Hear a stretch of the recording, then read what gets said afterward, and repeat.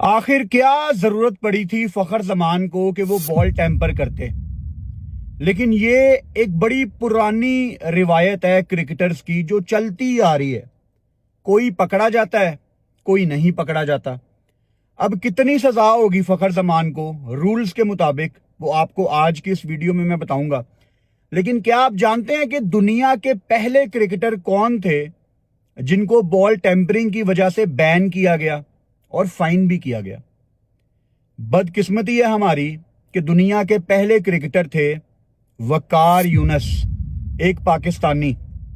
सन 2000 में वकार यूनुस को श्रीलंका के अगेंस्ट बॉल टेम्परिंग के इल्जाम पे, जो कि बाद में साबित भी हो गया, एक मैच के लिए बैन किया गया और उनको फाइन भी किया गया। यह सिलसिला ऑब्वियसली चला हुआ था बॉल टेम्परिंग का। फिर अगला वाकया 2001 में पेश आया। इस दफा इंडिया के बैटर सचिन तेंदुलकर ने साउथ अफ्रीका के अगेंस्ट बॉल टेम्परिंग की, जिसके ऊपर उनको एक मैच के लिए बैन किया गया।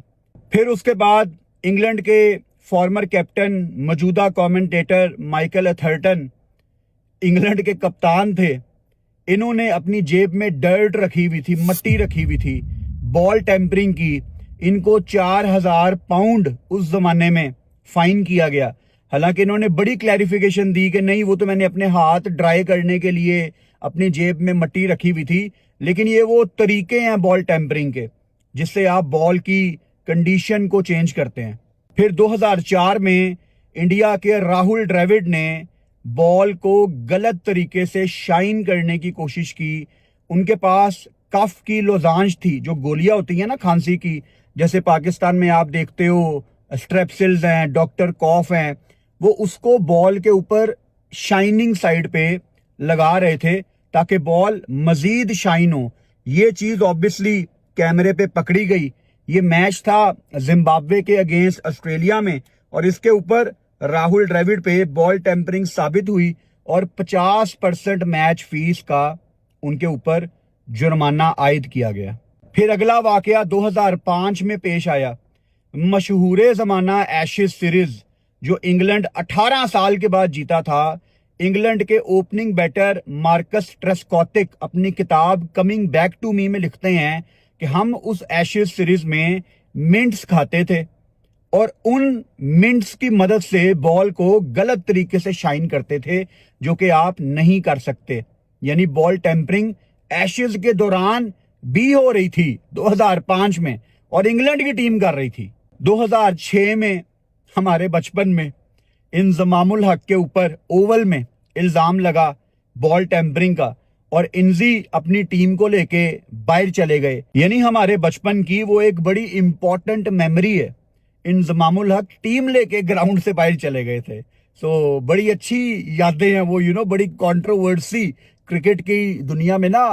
पहली कंट्रोवर्सी जो मैंने देखी थी वो मेरे ख्याल से 2006 जब इंजी टीम लेके बाहर गए थे बॉल टेम्परिंग के इल्जाम पे। फिर 2010 में इंग्लैंड और साउथ अफ्रीका का टेस्ट मैच चल रहा था केप टाउन में। इस टेस्ट मैच में इंग्लैंड के बॉलर ब्रॉड पांव के साथ बॉल की कंडीशन चेंज कर रहे थे।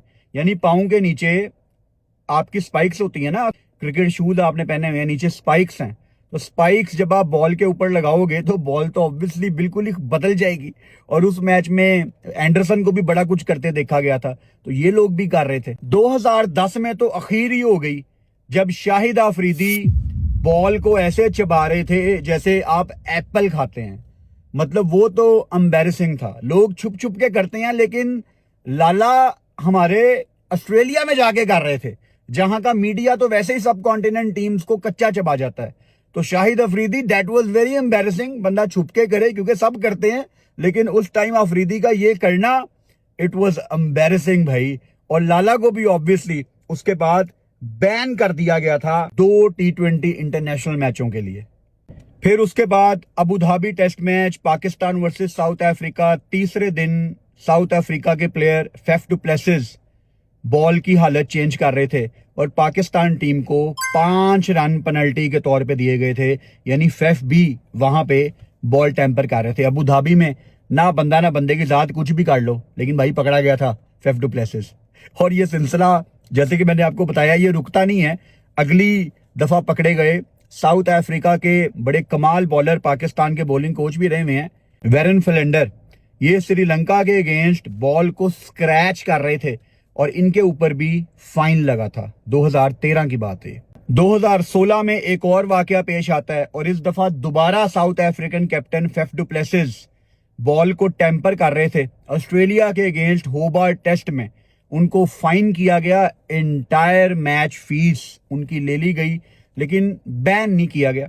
अगला मैच था एडिलेड में, टेस्ट मैच, और वो खेले थे। यानी फेफ भाई को ना आदत थी थोड़ी बॉल टेम्पर करने की। 2 दफा तो वो पकड़े गए हैं, उसके बाद बस वो पकड़े नहीं गए। और देन वाकया पेश आता है मशहूर जमाना सैंड पेपर गेट, जब स्मिथ को बैन कर दिया गया एक मैच के लिए, बेनक्रॉफ्ट को फाइन किया गया, डेविड वार्नर को बहुत ज्यादा जलील किया गया। क्रिकेट ऑस्ट्रेलिया ने अलहदा से इन पे सख्तियां की, बड़े मुश्किल टाइम से स्टीव स्मिथ गुजरे। फिर उसके बाद हमने श्रीलंका के दिनेश चंदीमल को भी देखा, वो भी बॉल टेम्पर के चक्कर में 2018 में बैन रहे हैं एक टेस्ट मैच के लिए।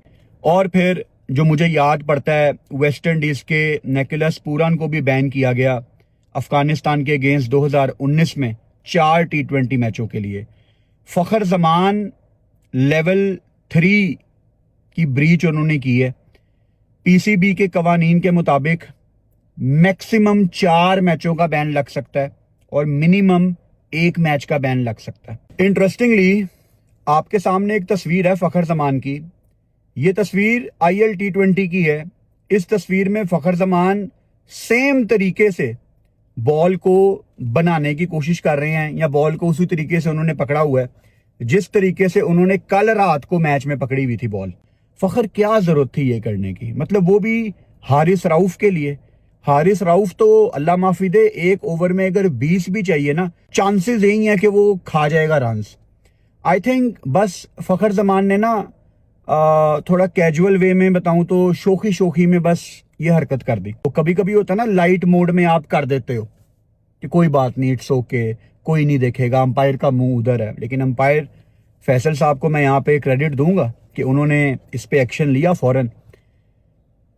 पाकिस्तान का नाम ही खराब होता है। देखो कर सब रहे हैं इस टाइम।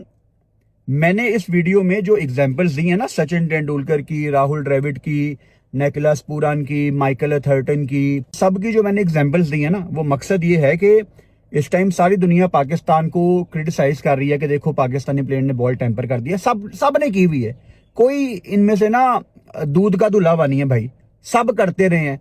और बॉल टेम्परिंग इस तरह समझ लो कि खेल का हिस्सा रही है। ये वो चीज है जिसको कोई एडमिट नहीं करता, लेकिन सब करते हैं।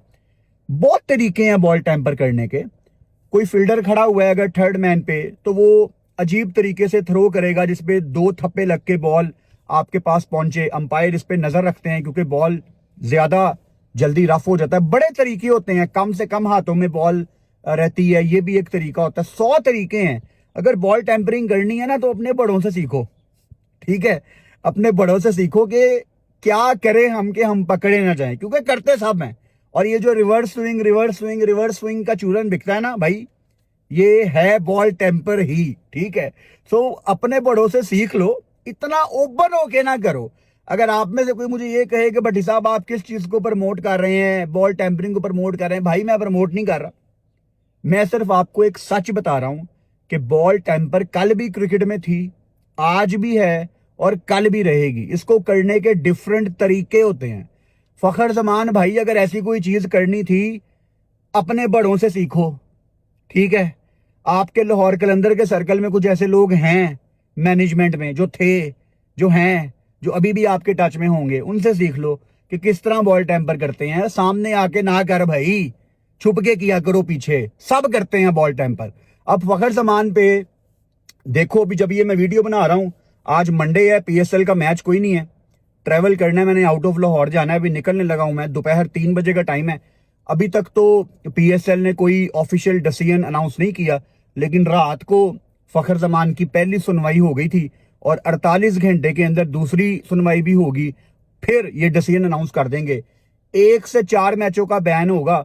और ओवरऑल देखो ना, PSL में यही चीज रह गई थी यार, क्राउड नहीं आ रही, ब्रॉडकास्टिंग आपके सामने है, इन्होंने ब्रांडिंग की स्टैंड्स के ऊपर, बारिश हुई लाहौर में वो उड़ गई। मतलब अजीब अजीब चीजें हो रही हैं पाकिस्तान सुपर लीग में और मजा खराब हुआ है। और फखर जमान ने रही सही कसर इसकी पूरी कर दी है। अब लेट्स सी क्या फैसला आता है पीएसएल का। तो जब भी पाकिस्तान सुपर लीग कोई इस पे ऑफिशियल स्टेटमेंट देगी आपको वो अपडेट करूंगा, आपको बताऊंगा कि क्या फैसला पीएसएल ने फखर जमान के लिए अनाउंस किया है। करना नहीं चाहिए था फखर, लेकिन अगर कर दिया है तो यार छुप के कर लो, क्योंकि सब करते हैं। खैर एनीवेज, अगर फखर की कोई ऑफिशियल खबर आ गई तो ठीक है, अदरवाइज कल मेरा ख्याल है पीएसएल का इस्लामाबाद और पेशावर का मैच है, तो लाइव में ही फिर आपसे मुलाकात होगी। 7 बजे मैच है, 6:30 इंशाल्लाह आई विल बी लाइव। तो इंशाल्लाह फिर मुलाकात होती है आपसे। Good night.